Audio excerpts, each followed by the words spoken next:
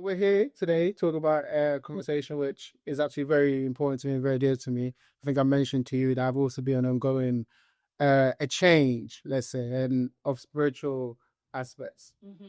We're trying to avoid the word spiritual awakening. I know we're talking about that because I think it's more important to talk about the feelings that precede that and also what it is once you feel like you're going through it. And I want to have that conversation today about the journey. Yeah. So I think that's more interesting. So to begin, the question I had for you, let's start with definitions.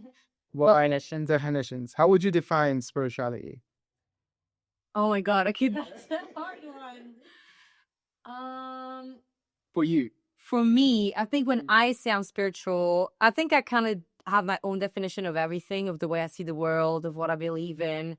Kind of just have my own definition of it. I guess what I see as spirituality is that I believe in a higher consciousness, which I define as the energy of the universe. And I see that as being interconnected and intertwined with everything. So I see that everything in the universe is connected.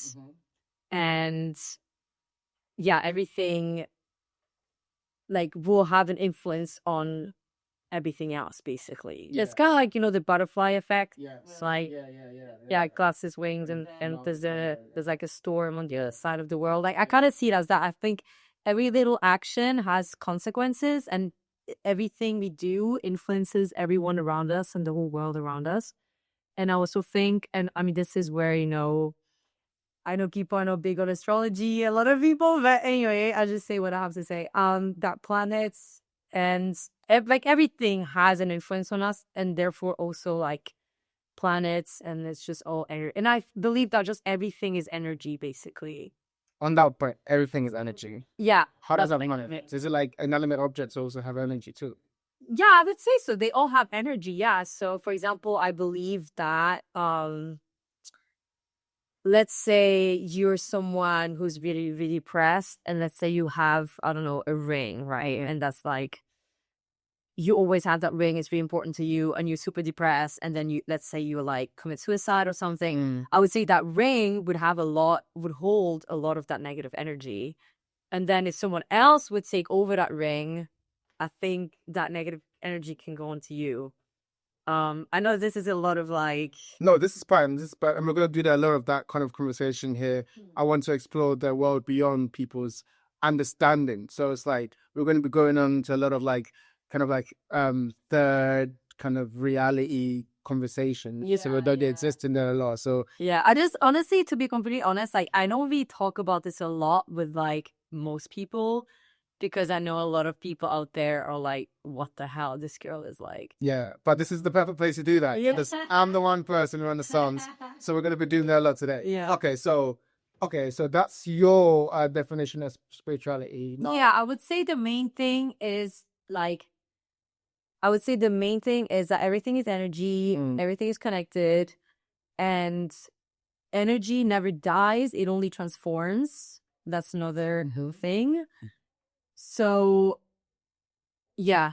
What else? I mean, there's a lot, I believe, at least. Okay. So talk to me also about when you start to get connected to this idea personally or spirituality, when you start to feel it for yourself, also like go down the rabbit hole of understanding it. Yeah. So I think like when I started thinking about these things, so like around when I was like 15, I was very atheist. Like I was very like, not believing in God at all. I was like, grew up, well, my mom's Buddhist, my dad he's not really spiritual, but his family's Catholic. So I went to, like, what's it called? Sunday school. So I went to the whole like Catholic stuff. And I never believed in any of it. And I was like, this is not... like when you're like 15, you think you're smart. This doesn't make sense. Yeah, so I was like, what do you mean Jesus like transformed water and wine? Like, how is that possible? Like, how can Mary like be virgin? Like, I was like, this makes no sense. I don't believe in any of this crap and stuff. And then Buddhism, I didn't really know much about it at the time. So I wasn't really interested. Well, yeah, I didn't really learn more about it. But I was like, yeah, I'm an atheist. Like, nothing, like, why, like, anyway, I was like, after we die, we just die, that's it, like, there's nothing else, like. And then I also remember being like really scared, like I literally wouldn't be able to sleep because I'd be like, oh my God, when I die, like that's there. There's nothing. And literally all my thoughts would just stop and like consciousness would just be gone. And I was like terrified of that. And the idea of that is kind of scary. Yeah, I mean, yeah, I'm not really scared of it anymore. But yeah, so at the time I was like really terrified of it. And like I wouldn't be able to sleep and stuff. Anyways, I was very atheist. I was also smoking a lot of weed at the time. Why? No, it's probably keep going. And I think weed, I don't know. Personally, it was making me think a lot about my existence on earth, meaning of life, like basically think about deeper meaning of things. And I think I was, oh my God, I was so into weed at the time. And I was like, you know, like Bob Marley fan. And I was like, peace and love and stuff. Anyway. And I think, to be honest, like, okay, weed made me messed up in the head forever, but I also think it did maybe other good things for me, like maybe open me up to like the deeper meanings of life and made me see things from different perspectives that I probably might have not seen if I'd always just stayed sober. And yeah, and then I think I was really dabbling into that. And then I had kind of like a spiritual experience with weed where I had smoked like a lot, like I was so high and I was too deep into it and I wasn't even able to speak to other people. I was like so deep in my thoughts. Like I was like, whoa, like I'm really high. And then basically I started thinking about God and the world and the universe. And I was thinking so much. And I think like slowly I was becoming more and more spiritual. And well, I basically couldn't, like, I was even I didn't sleep and I was still kind of like high the next day. And also I didn't want to, like, I wanted to stay high. So I was kind of like making myself like that.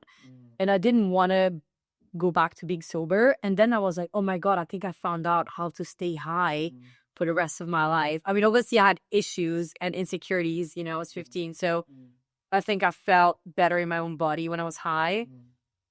And anyway, so then I did that and I was sleeping like very little for like a week. And I was constantly just thinking about the world and the meaning of life and the purpose of life and things like that. And it was basically making me go crazy. Like I was slowly losing it. Until like I was at boarding school at the time. So I went back to boarding school. This was like during the holidays. I mean, the school should not even hear this because I would have been expelled. But anyway, and I remember they showed this video. It was like an ad for the school. And they're like, oh, we're very international, blah, blah. And I remember, I mean, I was already like kind of borderline, like, I shouldn't even say insane, but I don't know what else to say, like borderline insane.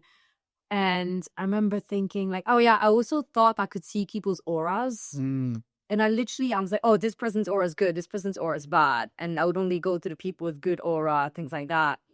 Anyway, then I would see that video and be like, whoa, this is so bad. Like the school only cares about money. And then I was like, oh my God, the whole world only cares about money. Like the love is gone. Like no one cares about love anymore. And I started crying like so loudly, like in front of the whole school.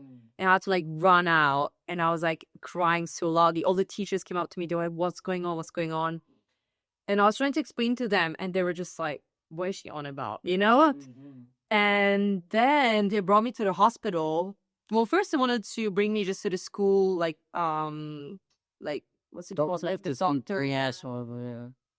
And I was like, no, she has a bad aura. I'm not going with her.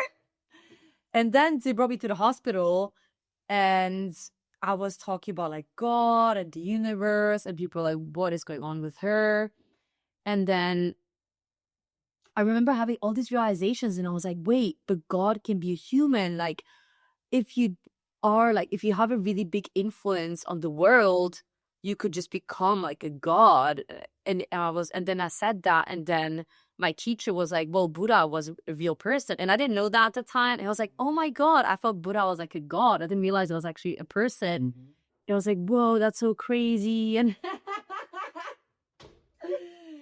And then, yeah, anyway. And then I was like listening to Bob Marley and I was like, peace and love. Anyway. But it was the time when I felt, and then I felt like, I felt very, very connected to the world, to like the universe. And I really felt the spiritual energy that I'd never felt before. And it was just like a really, really intense experience. It kind of also felt like I was in a dream. So I felt like I was in real life, but like almost like in between real life and a dream. Mm-hmm. It didn't feel like real life. It didn't feel fully like a dream. It's almost like in between. Mm-hmm. And it was very, very spiritual, but I was also losing it. And then they brought me to the psychiatric ward and yeah, then I got better. But yeah, so that was like the first time that I had a very like spiritual experience. Did it feel like an awakening in that moment, or do you think, looking back now, it was a psychosis? Like, what's the line between those two? Now you've got some time to reflect on that. How do you look at that experience? Well, I think, first of all, I mean, you know, spiritual awakening, like I told you, like it sounds like this huge thing, right? Especially Buddhism, like monks, you know, they devote their whole life to have a spiritual awakening. Mm-hmm. So it's almost like I don't want to make it sound like it's something that I can just get as a 16-year-old, like when people literally devote their whole life to it and they do so much to get to that point. So I obviously, like, I don't know what it's like to have like a full-on spiritual awakening. I just know that I was probably on a journey towards that and that I probably had something that was going there. That was at least like maybe like the first level of spiritual awakening or something. I don't know. Mm-hmm. But I think the issue with that was that I was so like happy and I was so like loving the world, loving life and the universe and God. And I was like, oh my God, God is real, blah, blah. And then I think I was like out of balance with the real world. And this, it's almost like there's like the real world and the spiritual world. And I didn't know how to like balance them together. And then I went too far into the spiritual world where it made me literally like lose my mind and lose my connection to reality. And I didn't know anymore what was real and what wasn't. And I think that's also like the dangers of spirituality. And I think also a lot of people don't really talk about the dangers of spirituality because I think it can be really dangerous and it's not something to, you know, it's like even the meditation retreats and things like that. Like I think it can like really trigger things in you and it can trigger like psychosis or psychotic breaks or things like that in you. And well, I've been on a meditation retreat in Thailand and I didn't feel like there was enough support for people who could get that. And I mean, obviously, like, I don't know, maybe, I mean, it's probably hard to like put that into place. Mm-hmm. But I just think in general, like, I don't think I see a lot of information about how spirituality can go wrong, basically. That's so fascinating. That's so fascinating. Actually, I want to touch on a point that you said before. I think you made so many good points there. So first off, when you're talking about you having that experience and having that kind of, let's not use the word awakening, but that kind of understanding that there was a world beyond that kind of material world. Yeah. The kind of beyond the real world, and your people around you not understanding that because they exist fully in that real world, and you be bouncing in between that. I think it's so interesting too, because I've had a similar experience too, where it's like, I became disillusioned with a lot of things because I looked around and I saw everyone so invested in the material stuff. Yeah. But I was like, no, there's something bigger. Yeah. That's so connection to something bigger. Yeah. There's like, yes, exactly. And I think that's why at the time I cried so much because I felt like people had lost, they just lost the purpose to their life. Was all of a sudden it's just about making money. It was just about, you know, finding security for yourself, but it's not anymore about like being selfless and loving and kind towards yourself and towards others. And I always like, I mean, maybe that is just what I live by, but I always realize when I have these spiritual I shouldn't say these spiritual experiences, what I feel the most is, and I really feel it to my deepest core, and it's a very divine experience where I'm like love is literally the most important thing in the universe. And I think, and that's just what I feel, what I experience, is that love is like the purest form of energy in the universe.